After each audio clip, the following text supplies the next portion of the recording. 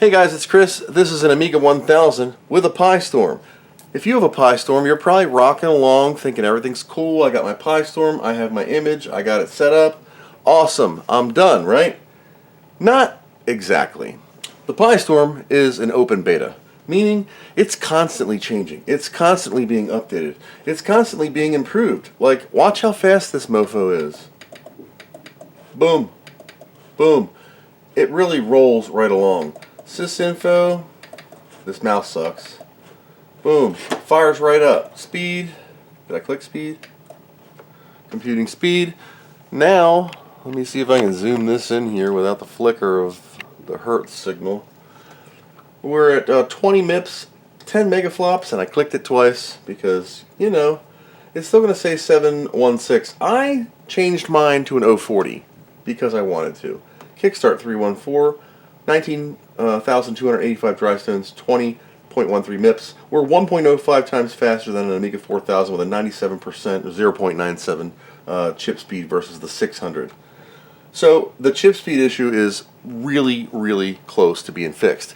But what if you have a PiStorm and it's in your box and you just want to update it? Well, I'm going to show you how. And we can use, I've already done this one, but we're going to use this one pretending it's in the Amiga, and then I'll just pretend that I put it back in, and there you go. It's pretty simple to update, and I'm going to update mine here so we can see like what's going on and how to do it. Normally this is powered by the bus in your Amiga. Now this is already connected to my Wi-Fi. It's already set up, so here we go. You can see the PiStorm will boot. There's a lot of new stuff. It's got the RTG drivers.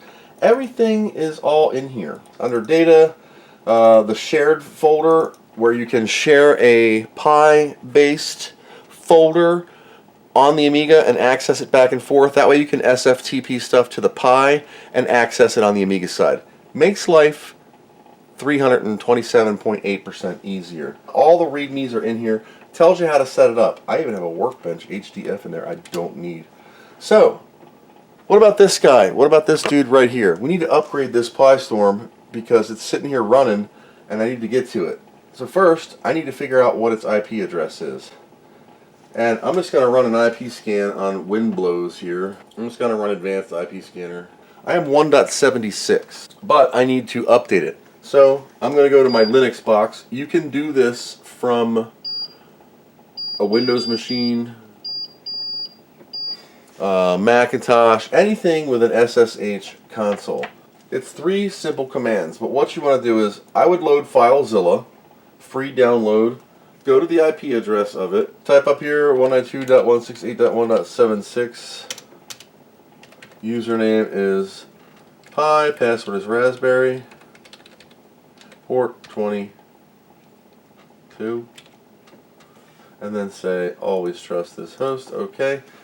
This will get me to it. Now I build my PiStorm's back end a little different than the manual. I always make a folder in home called Amiga Files or Amiga Files. And inside I always have my hard drives, my kickstarts, and everything. Why? Because when I upgrade it, the PiStorm directory gets overwritten. So what I like to do is I like to take my default config and download it to my PC, right? And then I rename it to default config.orig. And then the nprog 240.sh I'm also going to rename .orig, and I'm done on my renaming parts. Now what I'm going to do is I'm going to SSH into the box. Same IP address, SSH Pi at 192.168.1.76. Yes. Why is my phone ringing? Raspberry.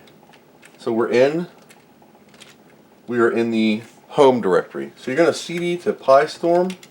So there's 3 commands you got to do. So I'm CDing to the PiStorm directory, and I'm just going to type sudo. You don't always have to type sudo, but I do. Git pull, right? And if there's ever any issues, see, it's downloading the new. This is Delta 547, so it's downloading the changes since my last update. And then what I'm going to do is I'm going to do sudo make clean and then I'm going to do sudo make. Whoops, spell it correctly. Oh my god, M-A-K-E. It'll take a second to recompile the latest features for your PiStorm, at which time you will have to reflash the CPLD. That is why we renamed the file the nprog_240.sh. We renamed that file because the git pull will say, hey, you got these two files, a configuration in use, and a CPLD programmer that I'm not going to overwrite.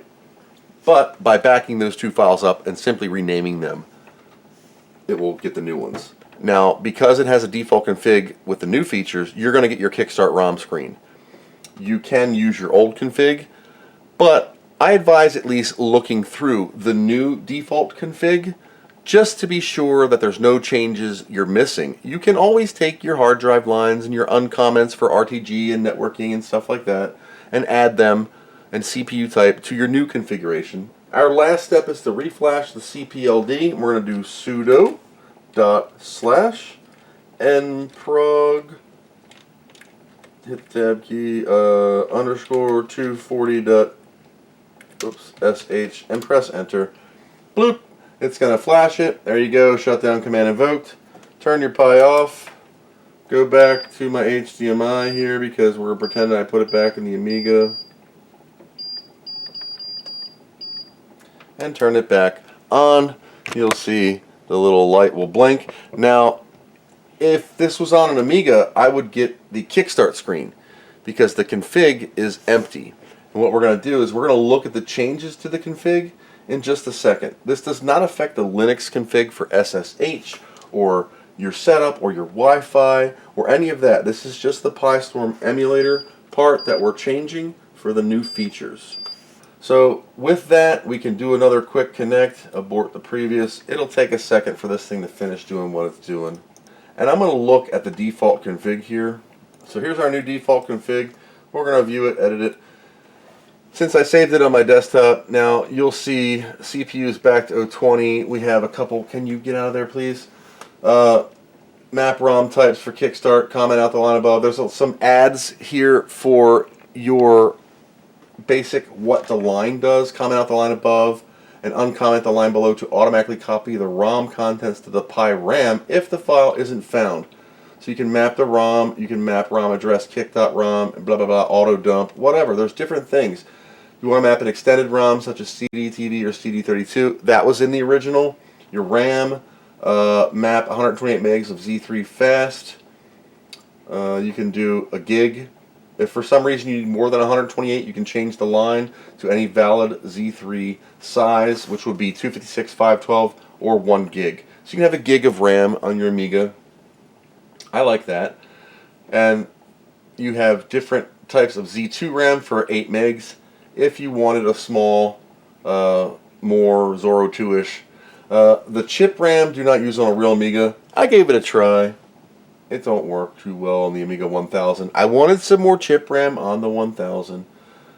Yep. So we want to enable RTG. So we're going to do setvar RTG. And we're going to setvar PiSCSI. And we're going to take these lines out. But what I'm going to do is on my downloads here. So I'm going to take this one. This was my Kickstart. And I'm just going to grab these files. And we're going to copy 46 and 47. I'm going to paste these in there. There we go. So all my junk's back in there. And then we can look at line 50 and see what's different. Control. Okay, so we have some new stuff. A lot of new comments. We're going to enable 314 emulation. I'm not worried about forwarding the keyboard. Oh, I do need to go all the way to the top and change my CPU back. I'll make it a 030 this time. How about that? And when I'm done, I just hit done, save, quit, and then I'm finished editing, send it back, overwrite, done. That's how to upgrade a PiStorm. The 314 device is copied into debs on the Amiga. For your convenience, all the Amiga required files are available on a PiStorm disk mounted by default. Make sure you add the following line to your config file.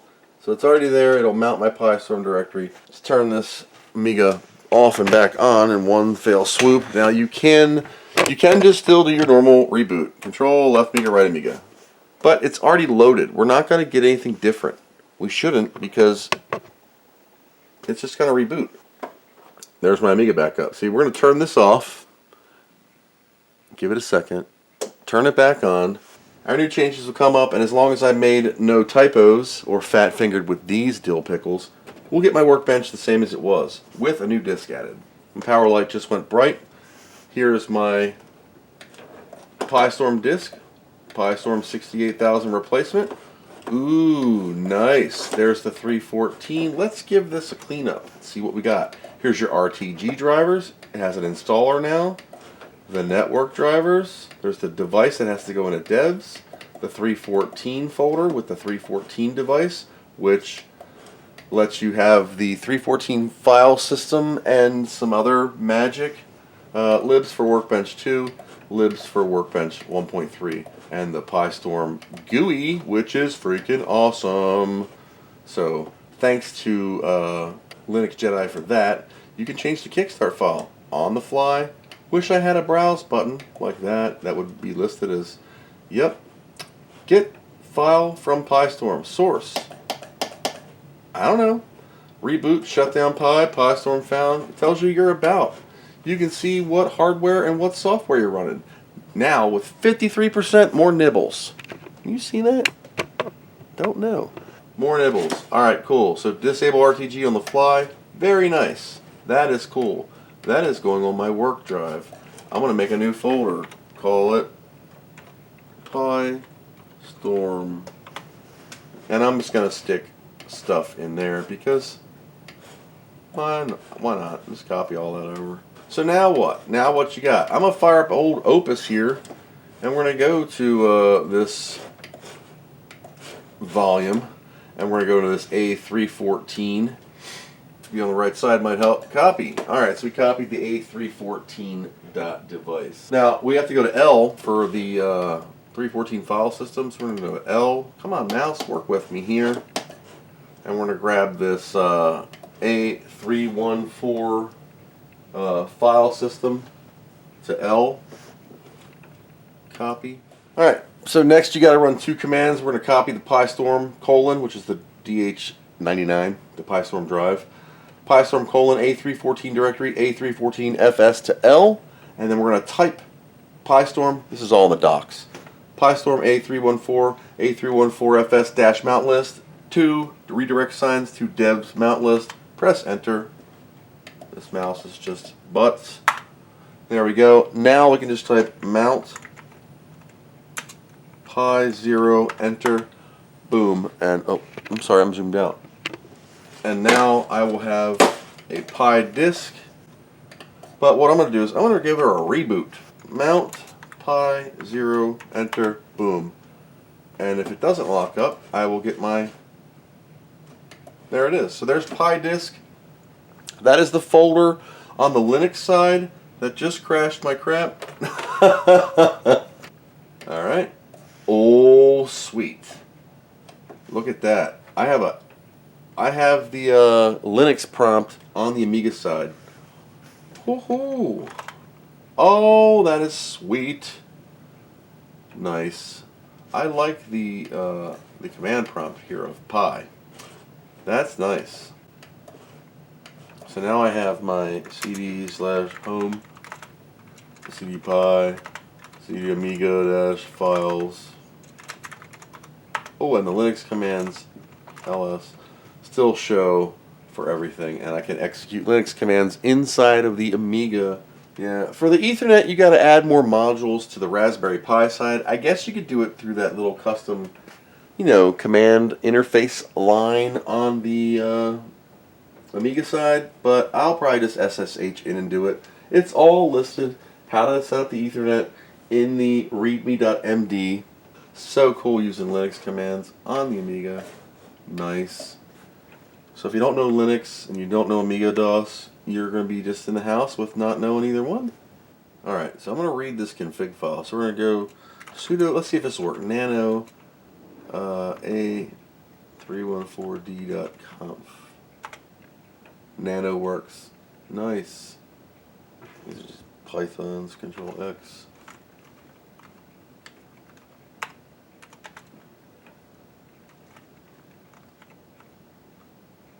fs.conf. Alright, so it's going for data A314 shared. So up a directory, data 314 shared. I can make this wherever I want. What's my permissions on that? Alright, so we're going to do sudo chmod 777 -r star. So why not? Just give it the right rights. Now I have read write. Okay, now let's try mounting Pi 0 and see if it locks up. Mount Pi 0. Disk. Do I lock up and move my mouse while it mounts? If my mouse stops. Alright, it was a permissions thing. Here's my shared disk. There we go. So, you might have to chmod 777 -r star or sudo chmod. You saw what I did. Fixes the permissions on your Linux side. Now what is cool is check this out. So I'm going to set the old A1000 keyboard underneath the Amiga here. And we're going to do two things. So now that my sort of networking is working, right? Sort of networking meaning I can SSH into the box. Yeah, I know I have 6 minutes left on my battery. I'll get there. Just follow the instructions. I'm going to SSH back into my box, and I'm going to copy some Amiga stuff over. Raw. There we go. So we're going to copy. I'll go over to my PiStorm here. I'm going to go to PiStorm A314. Nope. What was it? Data A314 shared. Okay? And I'm going to copy. Let's just back up here. Amiga stuff. I'm going to copy some music mods, right? DJ Collins music mods. Upload. Boom. Let's keep going. What do I got? sysinfo 4.5 beta 12. So here's a new sysinfo right here. We're going to upload that one. Upload. WHD load. I need that. I got term. Oh, this is wonderful. Poof. Off and quit. Right? Back over live with my wonderful editing skills. You can tell I'm not cutting nothing out. I'm just going to do update. And I have to, here's all my stuff coming in. Now I'm going to view this as list.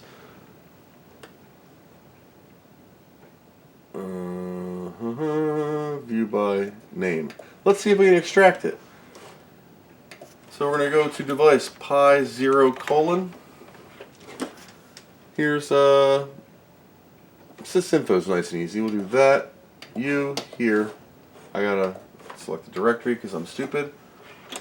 RAM.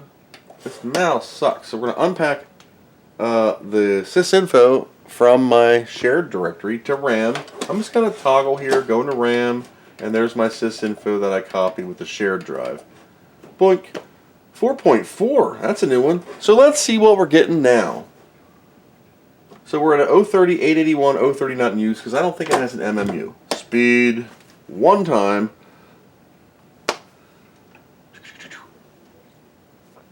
20.7, 10 megaflops, 1.05 times the Amiga 4000. So we're juicy goosey right with it. 4 times faster than my 030 3000. 19327 dry stones. You know, that's fine.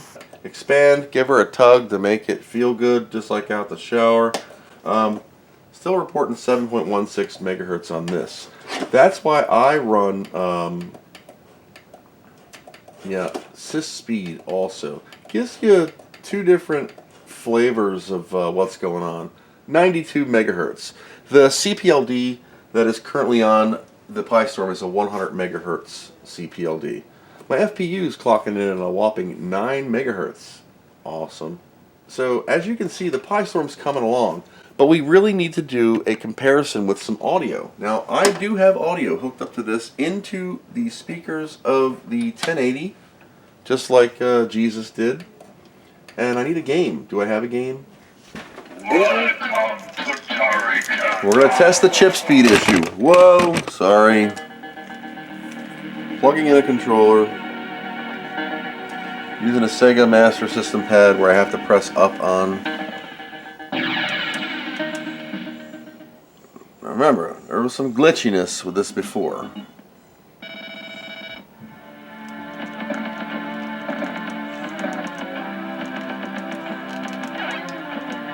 Where is it? Ah!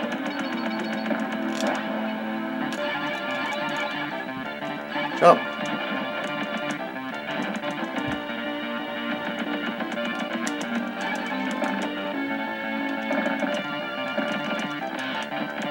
Hey.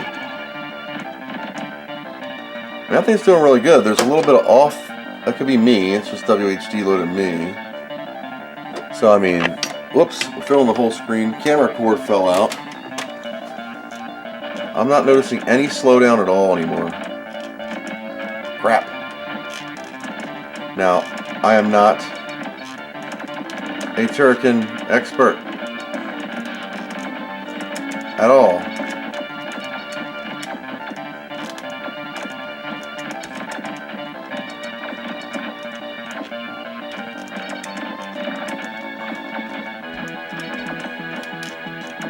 Oh, I missed it. Turd.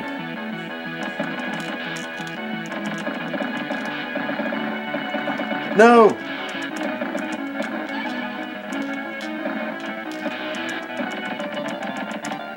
Alright, I see that. Look at that. A little bit of slowness. Well, there's a lot of stuff on the screen. It still slows down. Do you see the slowness? But it's a hell of a lot better. Now I need to test a game like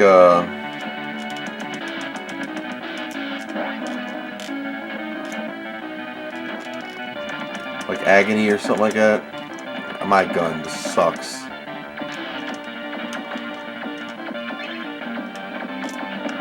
Oops. And I'm dead. Okay, but that's cool.